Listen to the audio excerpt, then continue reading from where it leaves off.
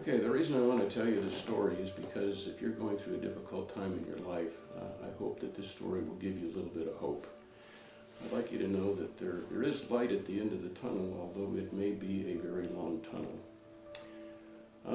I was married to my first wife for 27 years, and the first 20 years were, I guess I'd say, okay. The last 7 were rather difficult. Towards the end, we decided to go to a marriage counselor, and I actually thought things were improving. And then one night, they had an elders meeting, but they did something different. They invited all the wives to come to this elders meeting. So we got there, and there was general chit-chat for about 20 minutes, and then my wife said she wanted to make an announcement. Okay. She said that she was going to be leaving me, and that she was going to be taking our youngest daughter and going to an undisclosed location. At that point, one of the other wives got up and walked out with my wife, so I assumed this thing was pre-planned, and I had no idea what was going on, and drove her back home to pack and pick up the car and take our youngest daughter and head out.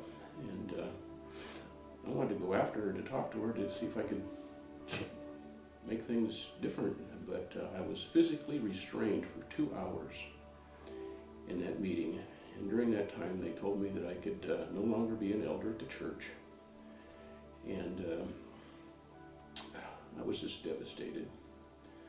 So for the next 6 months I was at home with my 2 youngest boys, trying my best to be a single dad, and close to the end of that time, got a call from my wife, and she said that she wanted to try and put things back together, and but she was wondering if she could move into the house temporarily with the kids, or if I could move out temporarily so she could be at home with the kids and get used to everything.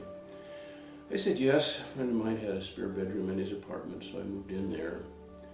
1 week later I was at work, and I get a call from the receptionist, and she says, the Washington County Sheriff is in the lobby and would like to speak with you. I walked up to the lobby, and he handed me divorce papers. I was just totally devastated. I walked back to my office, and I just collapsed. It was just terrible. My boss came up to me, put his hand on my shoulder, and he says, Bob, I know you're going through a difficult time. Take as much time off as you need to get things straightened out. We'll get you covered here at work. It was really a nice thing for him to do. The elders at the church called me into another meeting, and they said, Bob, why did you file for a divorce? I said, I didn't. They said, oh, don't lie to us. Why did you file for a divorce? I said, hey, it's a matter of public record. Go down to the courthouse and look it up yourself. They said, stop lying to us. At this point, you are no longer welcome at this church, and we're going to instruct the members of this church that if they happen to see you, to have nothing to do with you, to have no conversations with you, and to avoid you at all possible costs. At that point, I said, I'm done with churches. They are just, all they want to do is find out what's wrong with you, slap you in the face, kick you in the butt, and put you on the gossip chain. And I said, no more. I'm a Christian. I believe that what I believe, but I just don't want to get involved with a church again.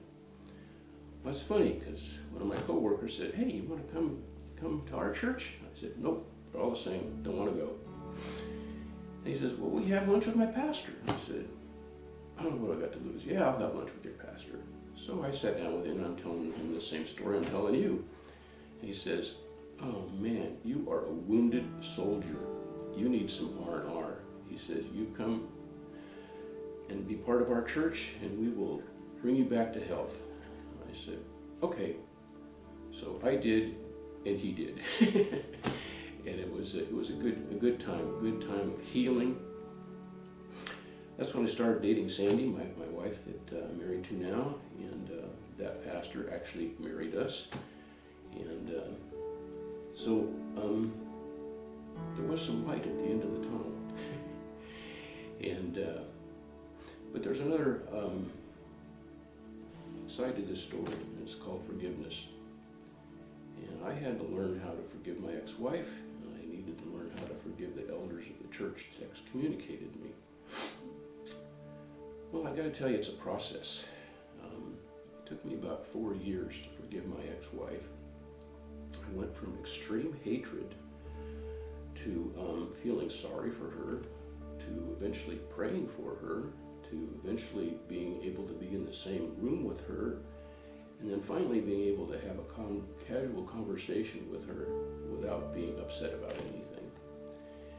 And that process took 4 years. So if you're in a situation where you need to forgive somebody, realize it's a process, but don't get stuck. Keep pressing on.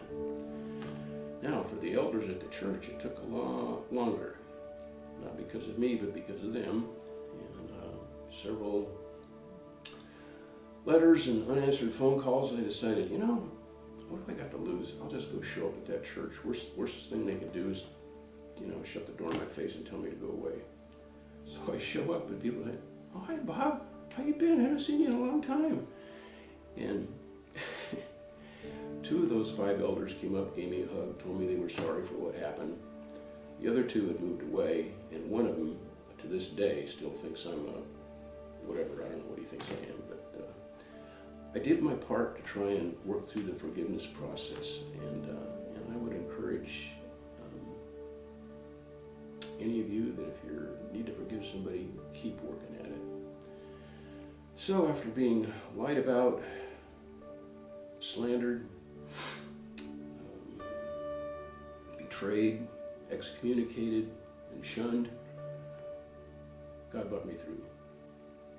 I just want to tell you that God will bring you through. He will make a way when there seems to be no way, and He will bring healing to whatever bad situation you find yourself in right now. So I hope this story has been helpful to you, and I don't want to tell it just because it's gossip or whatever. I'm only telling it because I want somebody to be